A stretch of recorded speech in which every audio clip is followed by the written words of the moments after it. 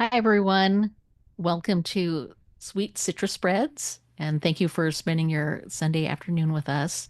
I'm Joy Okonge, and I'm going to be the MC. A couple of housekeeping notes before I introduce the team. Please keep your mics muted when not speaking. Um, Use the Zoom Q&A feature for questions. And when you leave this Zoom, a program survey will be sent to you.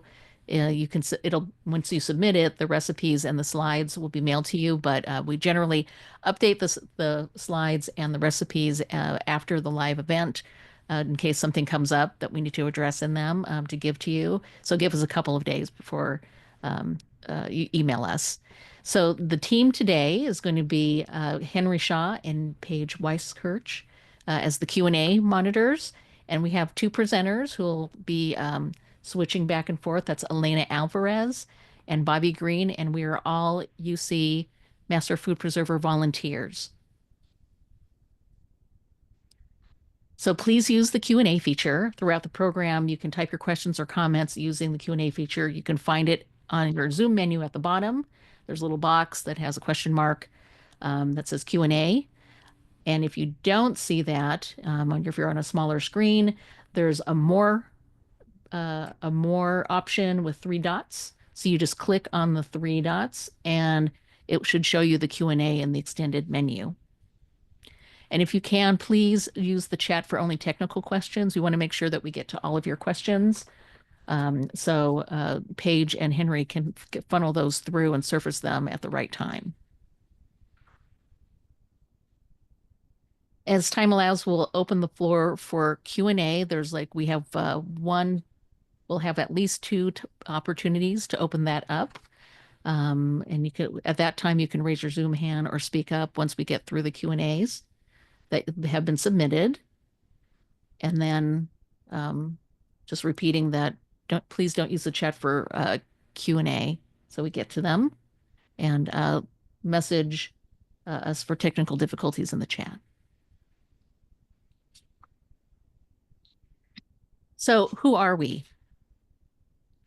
We're a volunteer-led community outreach, online-based, grant-funded volunteer program of the University of California Cooperative Extension, and we provide up-to-date research-based information on food safety and preservation. A quick note that the views shared in today's session belong to each speaker and may not reflect the official position of the University of California. And any products that we use or demonstrate are for illustrative purposes only, and they don't imply endorsement from the university. Our mission is to help Californians and really all people to stay safe and well through food preservation education. We do this by promoting culturally appropriate research-based practices to safely preserve food in the home. We want to reduce food waste, of course, and increase food security and provide fun, engaging ways for Californians and all people really to explore healthy food.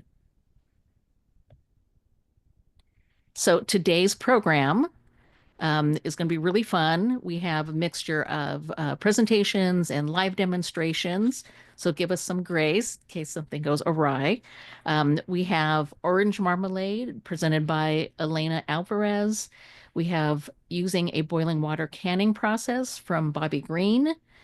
Then we go back to Elena doing a live demonstration of spiced orange jelly with Henry Shaw acting as the cameraman behind the scenes, making it happen. We'll present lime curd from Marina Shea, but Bobby Green, she couldn't attend today, so Bobby Green's going to present that information. And just so you know, this is the second of 3 citrus preservation classes, and past recordings are on our website. And we do have one more coming up on the 18th called Sweet Treats and Everyday Eats, and I'll talk about that a little bit later. So we have up Elena talking about a kind of a classic recipe, orange marmalade. Thanks, Joy. Can you advance the slide deck, please?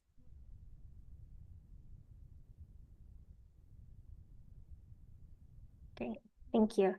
So we're going to be talking about a traditional orange marmalade today. So this is a no added pectin recipe from the National Center for Home Food Preservation. You're going to need oranges, lemon, water, and sugar, and nothing else. Go ahead and advance, please. So first up, you're going to obviously need to choose some fruits to use and wash them. So I'm using navel oranges in this slide deck from my tree. You're going to need to wash the fruits really well, no matter where you get them. The fruits from my tree are usually dusty, dirty, just overall kind of grimy when I pull them off. So I always make sure that I scrub them under running water with a fairly stiff brush. Don't use like a wire brush or anything, just like a scrubby plastic dish brush works totally fine, or you can use a dedicated produce brush if you prefer. So just go ahead and give them a really good scrub until the peels are clean. It's going to remove any dirt, oil, anything that's on the outside of your fruit, wax. And then you're going to go ahead and pat them dry before you move on to the peeling. Next slide, please.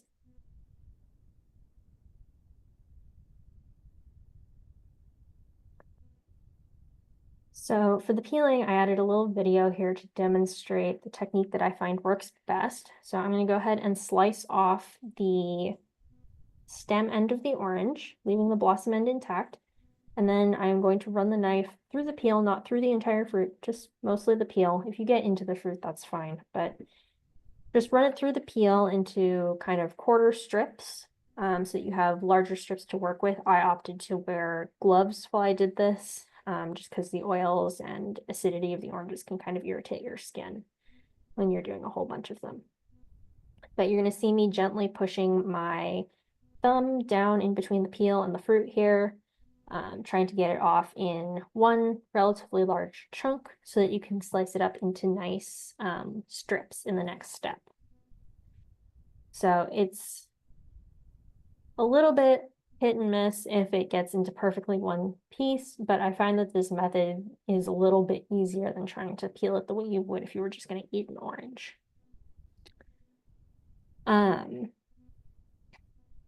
Let's go ahead and move to the next slide, please, Joy.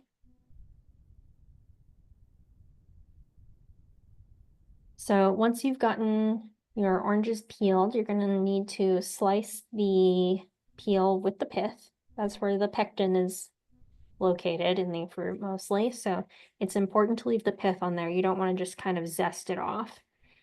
So you're going to slice it into 1/8 inch strips, and you're going to need a total of 4 cups of sliced orange peel.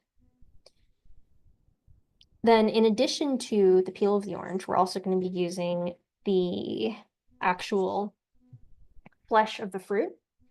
So for that, we're going to actually supreme the segments out of the membrane so we don't have any of that like stringy, gooey membrane in our marmalade.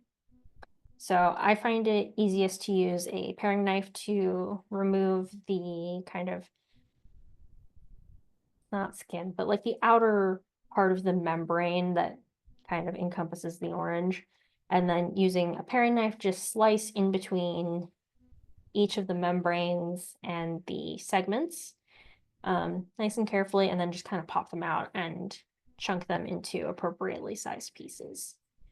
You're also going to need to slice up a lemon. So it's going to be 1/8 inch thick slices, and you're going to want to quarter those into just like little kind of triangles. You can also cut them in half and have semicircles. That's also totally fine. I opted for the smaller chunks for this. And then you're also going to need to measure out sugar and water. Next slide, please. So once you have everything cut up, and I do highly recommend getting everything fully cut up before you start the actual cooking process here. You're going to boil the orange segments that you've cut up the lemon and the water together until the peels get nice and soft. So for me, this took like about 30 minutes, but it's going to vary a little bit.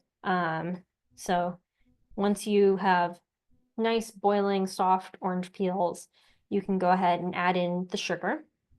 And I add in the sugar, give it a good stir, make sure it's all fully dissolved.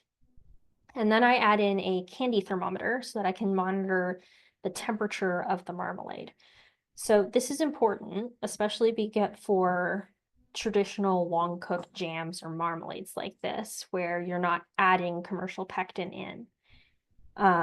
You have to make sure that this reaches the jellying point. So that's 220 degrees Fahrenheit. And there are a couple of ways that you can work with this. You can use the candy thermometer like I did. That's my preferred method. I find it's most accurate. You can use the sheet test where you coat a spoon in the jelly or marmalade or whatever it is you're using and hold it up and watch how it drips off. And the more it's going to end up being, the more that the drips will kind of coalesce together and form kind of a sheet sliding off of the spoon rather than individual droplets. You can also scoop a little bit out and place it on a chilled plate to see how it will firm up when it's not hot. But again, I find that the candy thermometer is easiest. So you're going to bring that back up to a boil with your thermometer in it. Make sure you're stirring frequently. This has a lot of sugar in it, and it will burn. I've done that before. Not a super fun thing to clean up. So make sure you're stirring frequently. Keep everything nice and mixed together, and then bring it up to the jellying point as quickly as possible. For me, it took about an hour. Next slide, please. So once you've gotten that up to the jellying point, it's time to start filling your jars. But before you can do that, typically there's going to be some foam on the marmalade. Can you mute that video, please, Joy? There's going to be some foam on the marmalade. So you can see in the video that I'm just using a large cooking spoon to skim off most of the foam. It doesn't have to be perfect here. So you can just get most of it. It's not going to harm anything if there's a little bit left. So for this process, the recipe allows for a 10-minute process time variation. So that's what I'll be using. This means that we don't have to sterilize the jars. If you're using the original 5-minute processing time, you do need to sterilize the jars. So in our case, we're just filling into hot, clean jars since we're going to process for 10 minutes. We're going to go ahead, fill the marmalade in, debubble it using a non-metal instrument. I use a chopstick to do this. And then once you have everything debubbled, go ahead and adjust the headspace to 1/4 of an inch and double check. So then we're just going to go ahead, wipe the rims down. Marmalade is sticky stuff. You don't want to get that in the seal of your jar. So make sure everything is nicely wiped down. Add a fresh new canning lid and tighten the ring down to fingertip tight. So you don't really have to super duper crank it down. You want to be gentle with it. I just set the jar on the counter and tighten the lid down until the jar spins since I'm not holding on to it. Next slide, please. So once you have all your marmalade filled into jars, everything goes into the canner. This is hot jars, hot food, hot canner. So this is around 180 degrees Fahrenheit since it's a hot pack. So I'm using a steam canner for this specific instance. You can also use a boiling water canner if you don't have a steam canner. So in my case, I'm going to go ahead and put the lid on my canner, bring it up to a boil. For a steam canner, we're just going to boil it until there is a 7-inch column of steam coming out, and then we will start our 10-minute timer. Remember, you can also process for 5 minutes if you sterilize the jars first. We're doing 10 minutes here. Once that processing time is up, you're going to turn off the heat on the stove, leave everything in the canner, leave the lid on, and wait 3 minutes for everything to settle, then we can, next slide, please. Go ahead and pull the lid off of the canner, remove the jars from the canner, and let them cool undisturbed for 12 to 24 hours. I like to remove my jars onto a tray lined with a towel. So then I can pick up that tray and go set it somewhere else because I have no counter space in my kitchen. But if you have the counter space, it's totally fine to just leave them to cool on the counter on a towel. I don't recommend putting them directly on your countertop because most countertops are fairly cold and that can thermal shock your jar and cause cracking. So set them on a towel or some other insulating mat. I've also used cork mats in the past. That works really well. Then go ahead and wipe down your jars if they got sticky or anything. After 24 hours, check the seals, wipe them down, and go ahead and label them with your orange marmalade so that you know what's in them. And then you can store them in a cool, dry place, typically used within a year for best quality.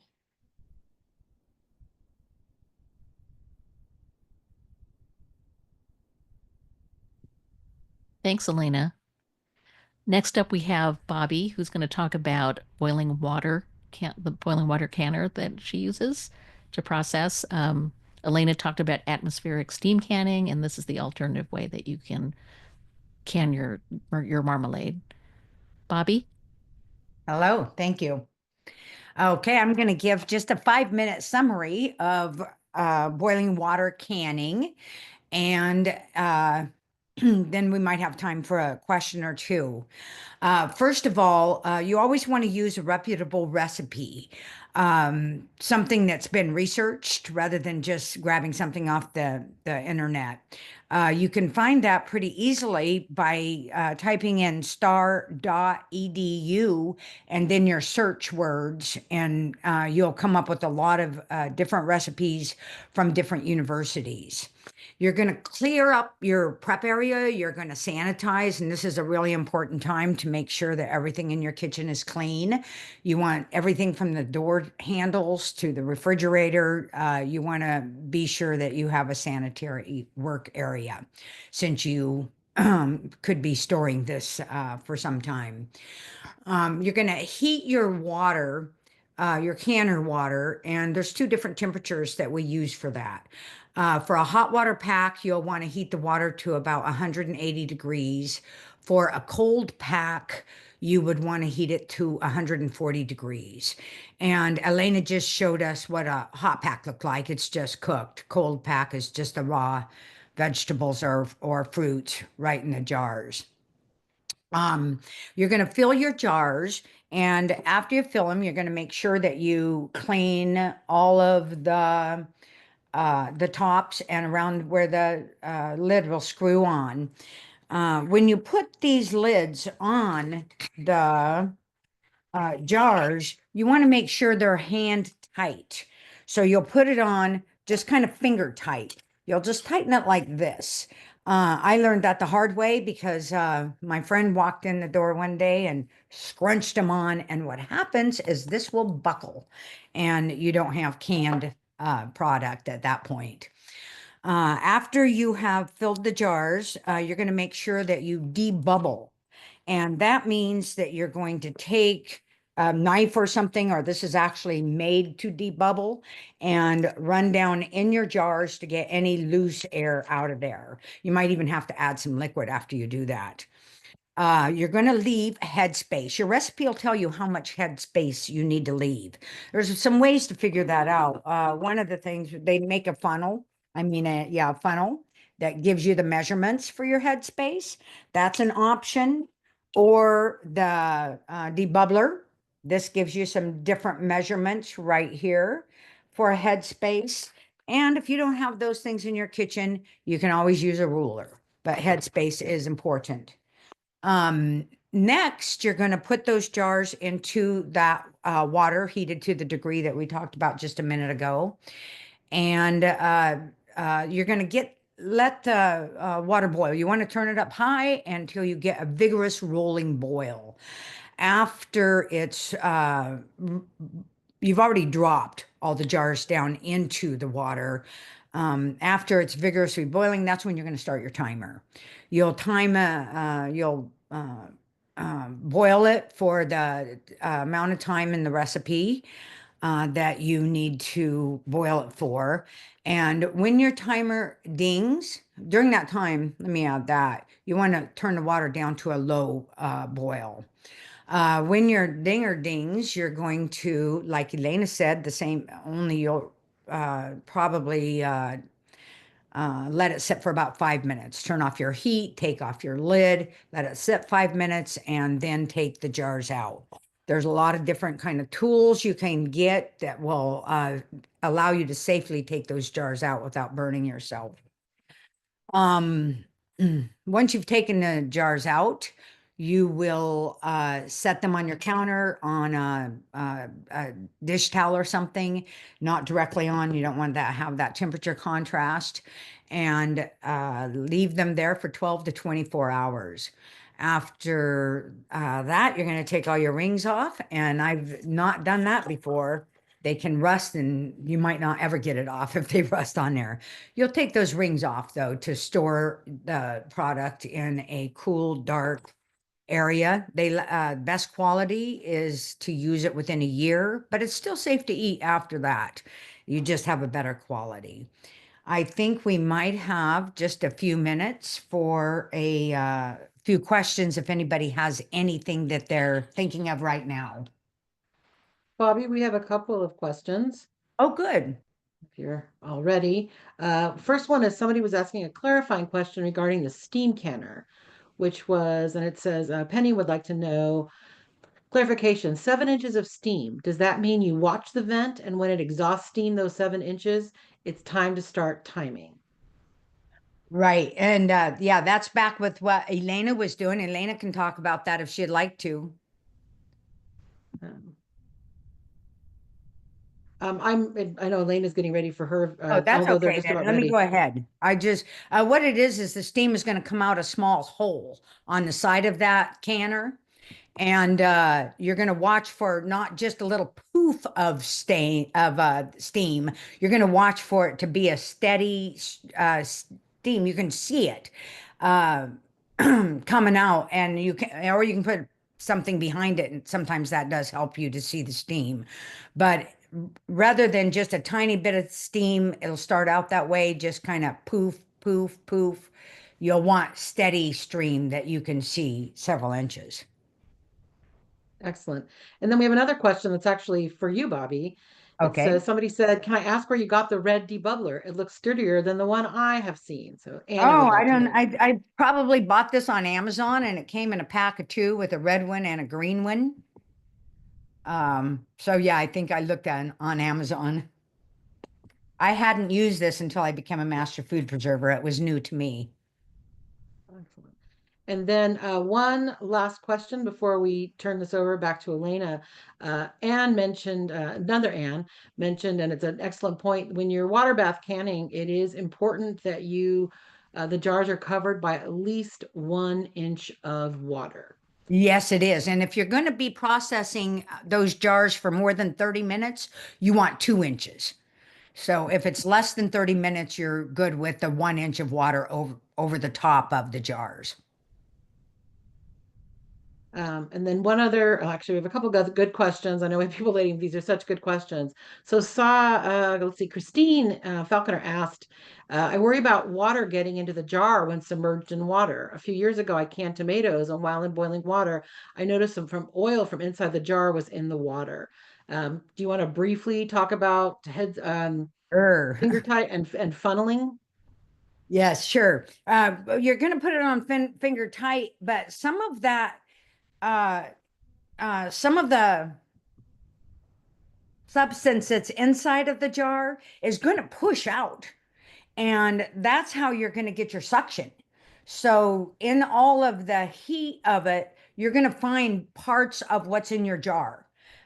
Little different color when you're working with, I just recently canned a bunch of mandarin oranges, and I found some little bit of orange tint to my water, because you can watch it come out, and sometimes you can actually, after you take it out, it'll press that water out, and or the liquid inside of the jar, and you'll see it on your towel that you have it setting on. And as it cools, it suctions back, and that's how you get that firm, tight grip that allows you to keep this food for so long safely. Excellent. Thank you, Bobby. And just a quick add on to that. That's why a headspace is so important. If Absolutely. you have the correct headspace, which should be indicated, it's a good sign of a good recipe is it'll tell you. If you have the correct headspace, the funneling should be minimal, Animal. if at all. And with that, I think we're ready to turn things over to Elena, and we will have an opportunity to respond to some of the unanswered questions later on in the program. Okay, thanks, everybody.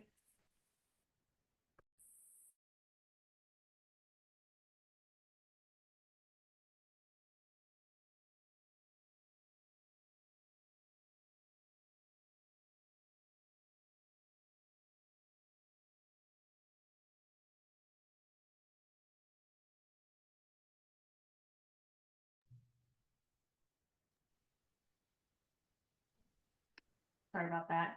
Hi, everybody. We're going to be making the spiced orange jelly recipe from the National Center for Home Food Preservation today. So I've already pre-measured out all of the ingredients for this recipe before we hopped on this live. So it's just going to be the actual process of doing this today. So first up, we're going to mix our orange juice, lemon juice, and water in a large saucepan. We're not spilling anything. So that's 2 cups of orange juice, 1/3 cup of lemon juice, and 2/3 of a cup of water. So I'm gonna go ahead and give it a quick mix just to get everything distributed.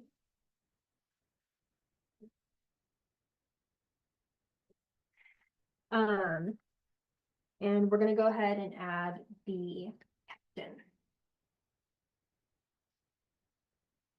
So I'm using bulk pectin here. You can also use a package of powdered pectin. It just has to be powdered pectin. And then I'm just gonna give it a good stir to make sure that it all dissolves nicely.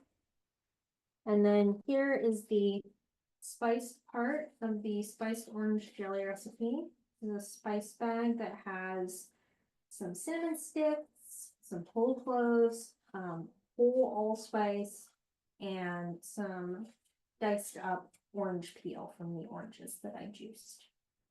So we're just gonna put that in there and kind of push it in so that it actually stays immersed. And we're just gonna bring this up to a rolling boil. And at that point, we will add our sugar that I have right here.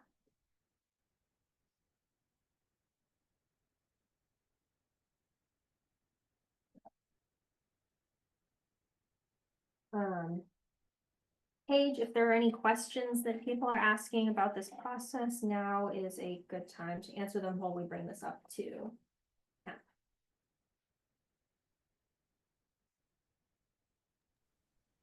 I don't have a question about this process, but somebody did ask, you mentioned earlier about using a non-metal utensil to debubble.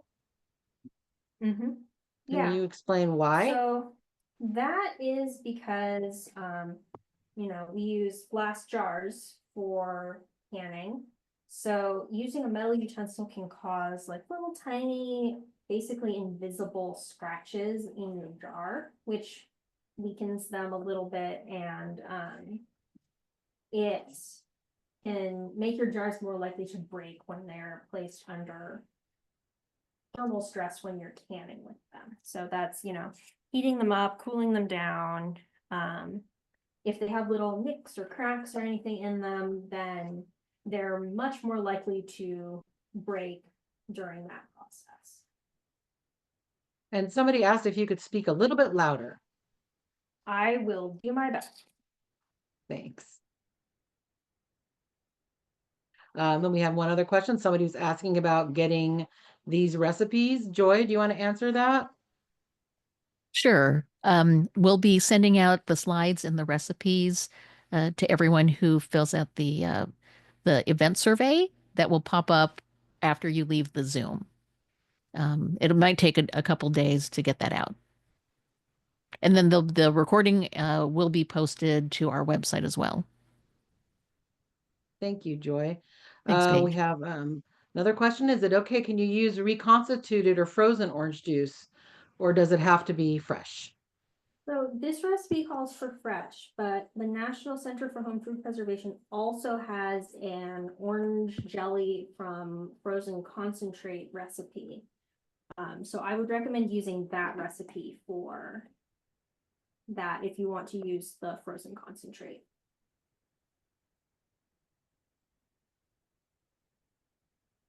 Oh, and then a great comment from Izzy said, did you use fresh lemon juice or packaged store-bought lemon juice? So this recipe calls for fresh lemon juice, so that's what we're using. Most canning recipes do require you to use store-bought bottled lemon juice, just because of the acidity levels.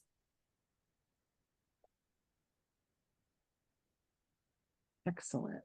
Another great question. Terry wants to know, do you weigh out or measure your ingredients? So I think she's So- asking if you're using a scale or if you're using volume measures. Yeah, so this recipe is volume measurements in cups and tablespoons. Unfortunately, most canning recipes don't offer weight measurements just yet. So we use the volumetric measurements.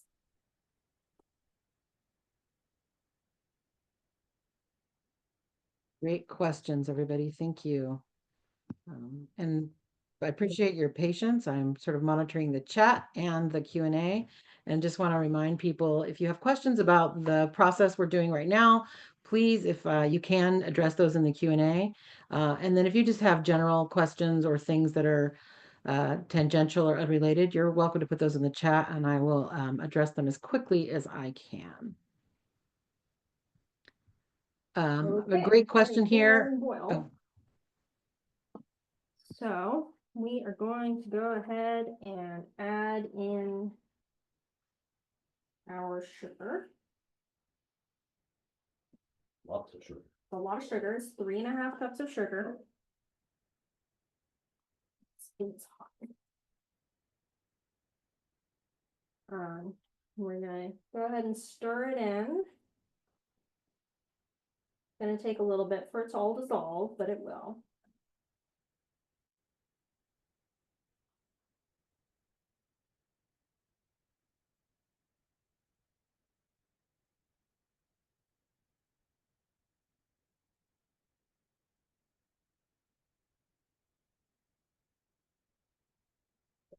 We still have some pretty big forms of sugar in here.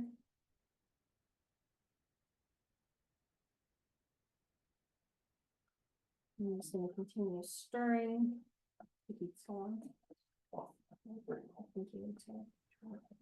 Elena, can I ask you a question while you do that? Yes. We have a great question from Izzy. Is what kind of bag do you have the spices in? So this is actually just a large tea bag. I'm gonna grab the that. So these are just tea filters that we're using, and then we tied it up with a string. And I'm just hanging on to the string to keep it from accidentally falling into the flame on the stove. Okay. So we're gonna bring this back up to a rolling boil.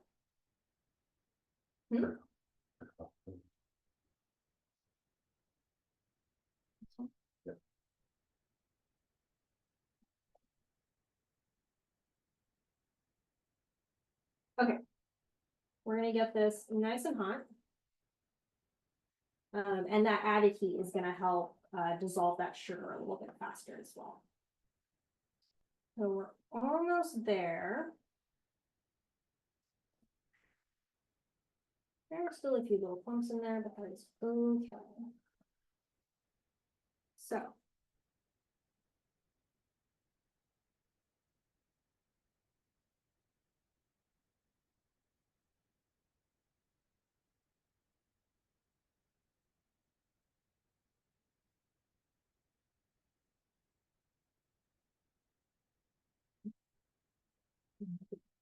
Um, so.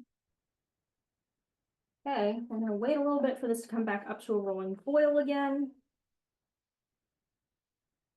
So if there are any more questions, now is a good time. There is a question. Somebody wanted to know about using, the question was specifically using Splenda in this, but can you address or maybe So, Joy or somebody else using yeah. sugar substitutes?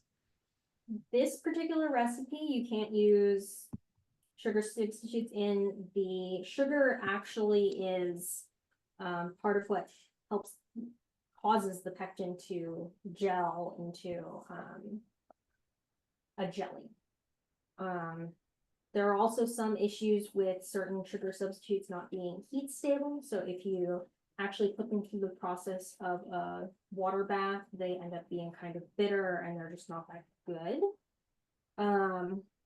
There are a couple that you can use, but if you want to make low sugar jams and jellies, you have to use a low or no sugar pectin. There are several companies that make it. I know that Sure-Gel makes one. Pomona's pectin is also very popular. That doesn't require any sugar at all to gel. Okay. But for standard pectins, there you go. 1 minute. No, turn that down. Thank you, Henry. I'm posting in the chat a link to a great article from the University of Tennessee's extension about low sugar and no sugar jams, jellies, and preserves.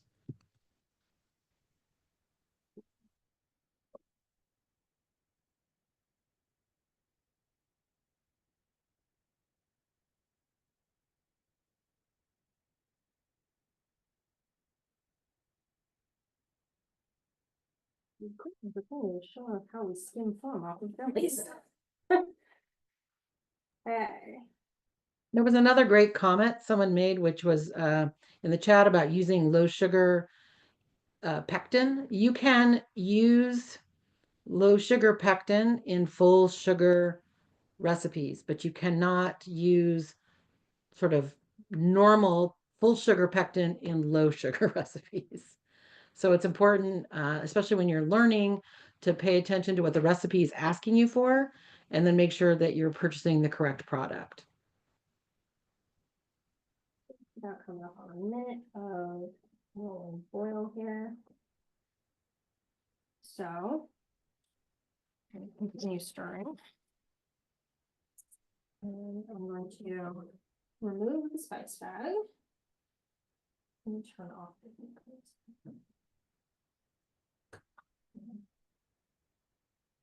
And that, gonna drop it into a container here. One hand. Now also skim the foam using the sand spoon that I was just stirring with.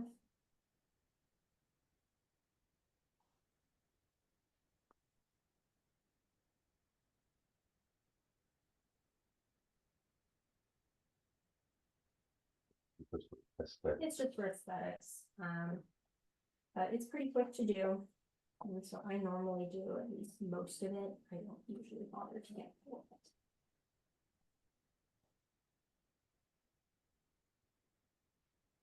it. Won't win a county fair prize if you Nah. don't skin your phone. But I'm not entering this in the county fair, so it's fine. Okay, now we're going to go ahead and fill our jars. So these are jars that Henry and I sterilized before we got started. So they're clean, they're hot. I'm just gonna use a ladle and a funnel to fill these to a 1/4 inch bed space. We've got it over, so I hopefully spilled less jelly.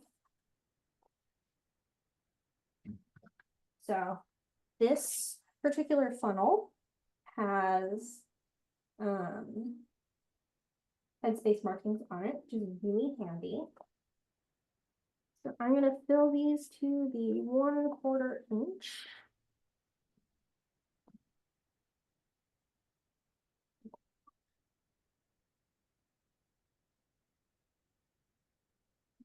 One.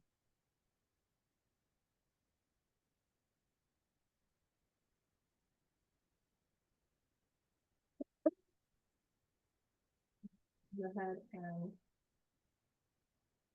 move that over.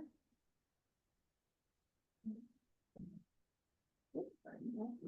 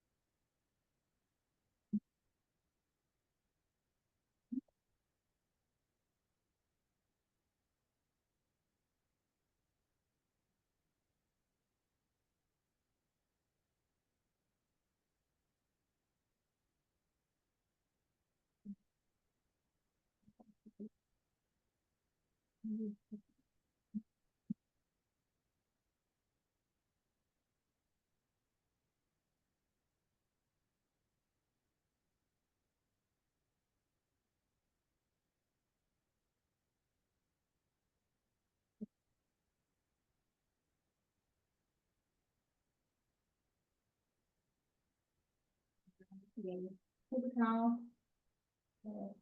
Just damp. So, just a little bit damp. And then wipe around the rims of the drawers just to remove any jelly that got on there when I was pouring it.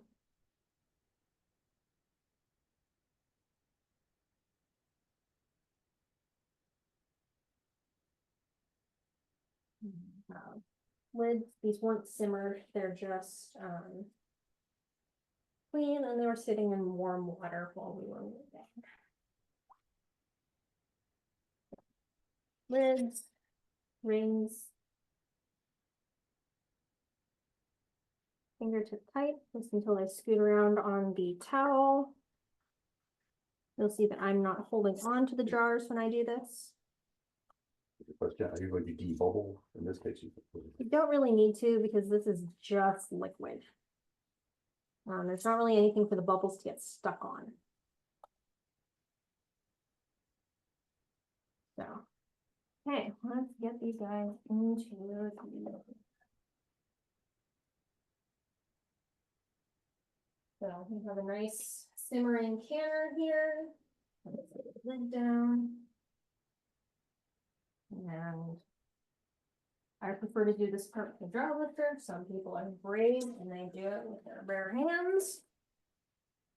Up over. I like my fingers. So we're going straight up and straight down as much as possible. And it's normal to see a few bubbles escaping around the lids when you do this. It's totally fine. You'll see that we have plenty of space above our jars. We need at least an inch here. We have about 2. I'm gonna go ahead and put the lid on that. And then this one. Yep. This one. Pretty high. Oh, I'll turn that off. Oh, there it is. And that's it. So they're just gonna come up to boil and we'll process them for 5 minutes while you guys are listening to Bobby talk about lime curd. Thanks, Elena. Thanks, Henry, for the extra arm and hands and the camera work there. So let me share.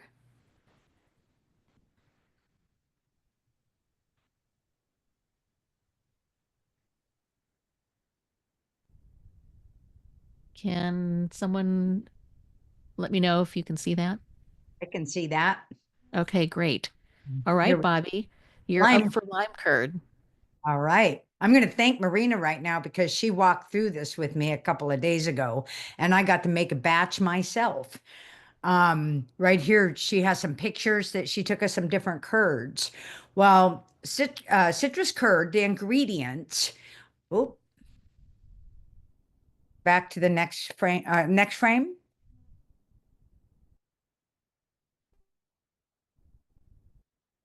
Joy. See that? Ingredients? Ingredients. Yeah, the next slide.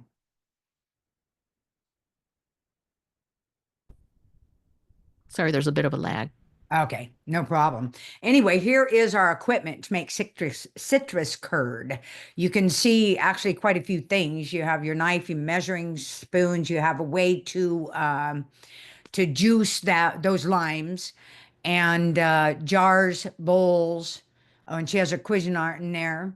Um, you want to be sure when you choose your tools that you use stainless steel, enameled, or tempered glass for mixing, as aluminum or cast iron can leave a metallic taste in your product.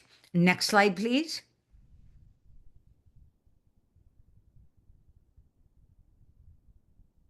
Here we have all of the ingredients that we'll need. We have a bowl of sugar with zest mixed in it. That's going to sit there it's going to melt for about 20 minutes before you use it. You have your lime juice, eggs. There's actually 2 eggs there, 2 or 3 eggs, and then the yolks are added to the whole eggs. And you have your butter. You see your pans, and what we have here is 2 different pans that can sit in each other. One can sit in the other, and that's just kind of a makeshift double boiler. You'll prepare all your ingredients and equipment, and you're ready to go. And let me say, this is a recipe that you want everything sitting out ready to go. You don't want to be measuring or cutting or doing anything but paying attention to your job. Next slide, please, Joy. Here we have our mixing. You're going to start out by with just the eggs. You're going to whisk those eggs until you get them nice and frothy. You'll add, after you do get it very frothy, then you're going to add your juice, froth it up some more. Then you'll add your sugar a little at a time, and a little salt if you choose to put salt on it. Then you're going to move to the heat to get ready to cook your curd. Go ahead, Joy. Next slide. Here we are with our cooking, and this is the most important part and the most unique part of making a curd, I think. You're going to gently stir continuously on that top pot. It'll thicken around 170 to 185 degrees. I had a thermometer I put in mine. I made some last night, but it was so obvious. Once it got hot enough, it just started thickening and you could see the difference. It was like magic. Don't exceed 185 degrees though. And then you're going to remove it from the heat. You can look at this picture of the spoon and you can see how it's sticking kind of thickly to the spoon. And that's the right consistency. Next slide, Joy. Here we are pouring our curd into containers. You can strain it if you want to. I didn't. I didn't have any lumps. It was very smooth. After you have it in the bowl, you're going to add your butter 1 piece at a time.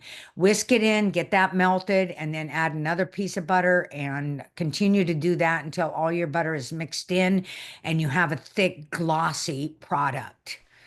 Next slide, please. here we are, the citrus curd method: chill, label, and enjoy. And you're going to want to put that into an appropriate container. Again, you don't want aluminum or anything to store it in.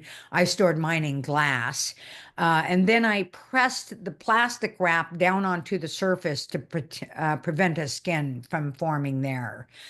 Label it, make sure you put a date, and you can see here where with this one we have meringue nests, which was new to me to see that. Marina made those, and you can also use it with waffles, pancakes, with a parfait. There are a lot of uses, and it's absolutely delicious. Just makes your tongue go mwah. Next, and this is it. Let's see how Elena's doing.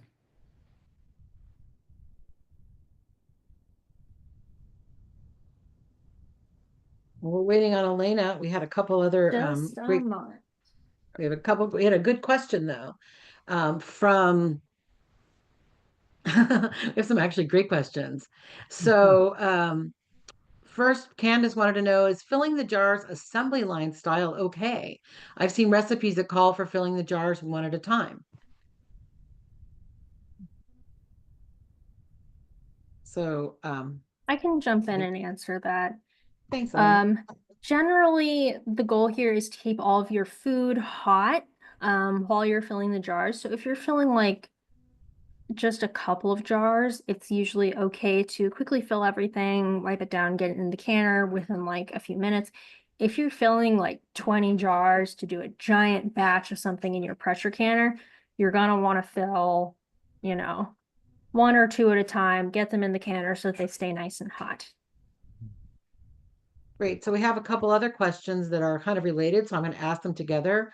Penny wanted to know, can you hot water bath can the curd? And Anne asked, can you freeze the curd or just keep it in the refrigerator? This Bobby, do curd, you want to answer? this recipe is to refrigerate or freeze. There are recipes for canning curd, and there'll be a link to that on the materials that you receive after you do the survey. So you can't can this recipe. Reason is that this uses fresh lime juice, Thanks, Henry. and we don't really know what the acidity is. Bottled lime juice and bottled lemon juice are standardized at a 5% acidity, and that's considered safe.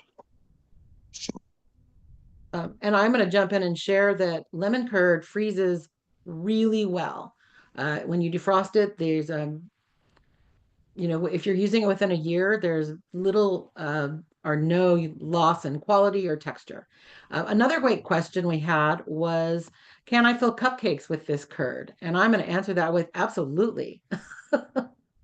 You can absolutely fill cupcakes with this curd. I actually used this. I made the same recipe myself a couple days ago and used it as the filling in a cake, in a birthday cake. So it's really great for that. It's also delicious on yogurt for breakfast, and frankly, not too bad just to eat right off the spoon. We have another question. How long does the lime curd keep and how do you store it? So related to that, Bobby, you want to respond to that? I think a lot of people are really interested. Well, I'm not really sure with this recipe. I think it was a month, if my memory is correct. Yes, in the refrigerator. Yeah, in the refrigerator. And you can freeze it up to a year, I believe. Yeah, you can freeze it safely up to a year. You can actually, again, like many frozen foods, you can keep it longer than that, but the quality does start to degrade over time. Another great question somebody asked, Shauna wanted to know, can you can citrus curd? I'd like to make it shelf stable. The answer to that is you can, and I'll see if I can pull up the recipe for you and put it in the chat, but you need to use a recipe that is specifically for water bath canning. Most of the recipes that, like the recipe we're sharing today, is not intended to be canned and to be made shelf stable. It needs to be stored in the refrigerator for up to a month or frozen. It is not intended to be shelf stable, and there's not a way to make this same recipe shelf stable. It is not recommended. Let's see. There's a wide variety of curd recipes, citrus curd recipes. that vary in the amount of butter, the amount of egg. So you really need to use a recipe that's been tested if you're going to try and boiling water can it. Great question. So Jen said, I have lemon and lime tree, so I don't want to buy bottled lemon or lime juice. Is there a way to use my own fruit for curd? And that's what I did. I used my own fruit, so it wouldn't make any sense. That's my purpose of making this for the refrigerator or the freezer, is to use the citrus that I'm getting off my trees. That would be silly to buy more juice. We have just a Uh, few more minutes. Paige, I just wanted to check in with Elena and Henry. How's The it only going in the last kitchen? question I'm going to throw out there, I think was a good comment, is someone said, "Oh, I can't can my Meyer lemon curd." No, you can make curds, citrus curds, out of a variety of citrus fruits, and there are plenty of tested recipes out there. But you can make orange curd, lime curd, grapefruit curd, bergamot curd if you were so inclined, including, and you can use Meyer lemons. Again, because lemon curd is either kept in your refrigerator or frozen, the acid level and knowing precisely what the acid level is, as Henry alluded to, is not quite as necessary. I would not try to make a shelf-stable curd without using a recipe that was specific to the fruit and intended for to become shelf-stable. Thanks, Paige. Joel, Elena? you can stop sharing your Okay. screen. So we have now boiled this for 5 minutes.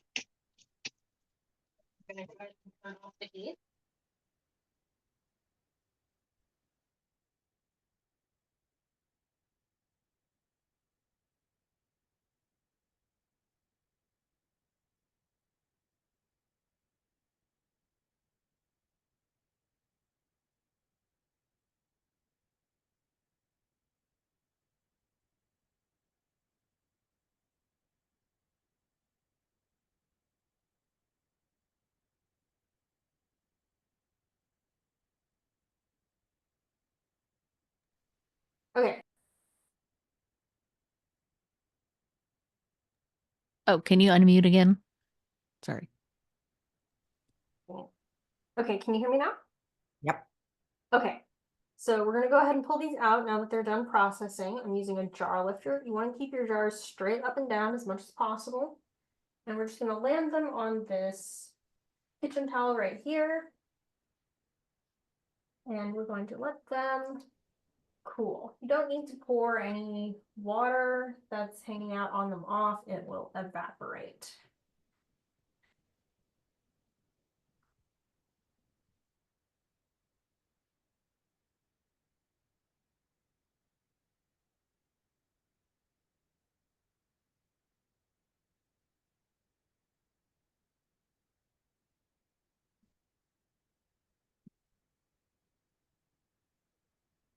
Four jars of spiced orange jelly. Okay.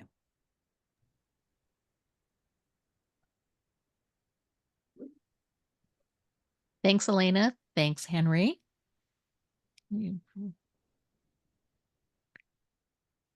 Before we wrap up, can you see the screen? Yes. Just wanted to mention a couple things that we have a third citrus class coming up on February 18th from 6:30 to 7:30 about sweet treats and everyday eats. We'll talk about candied citrus, which is always fun, and ways to use the preserved citrus that we've covered in the first two classes in everyday meals. We also have a monthly Ask a Master Food Preserver session the first Wednesday of the month from 7 to 8. And you can look at the current and past events on our website on the mfp.ucnr /events. And ways to kind of keep in touch with us. We have a monthly newsletter that we launched in the last few months that has tips and tricks, information, upcoming classes. We also, so you can sign up on our website also. You can submit a question to our help desk and someone will respond to you. And you can follow us on social media on Instagram and Facebook. And if you're interested in becoming a master food preserver, there's information on the website there as well. We just started our 2025 class. Shout out to all the 2025 trainees that are in the audience today. Excited to have you aboard. And wanted to mention that when you leave the Zoom, a survey will pop up for you to give us some feedback because it's really important. We're a new program and we always want to improve, and it also helps us with developing new content. And after you submit the survey, the program recipe and handout will be sent to you within like the next couple of days. So again, submit the survey. Thank you all for joining us today, Sunday. I know it's a kind of a big day for a lot of people. And thank you to all our presenters and Paige for holding down the Q&A. And try these recipes at home. You know, these are all very fun, safe, delicious recipes, and we want you to try them. So we hope to see you at our next event. Thank you so much.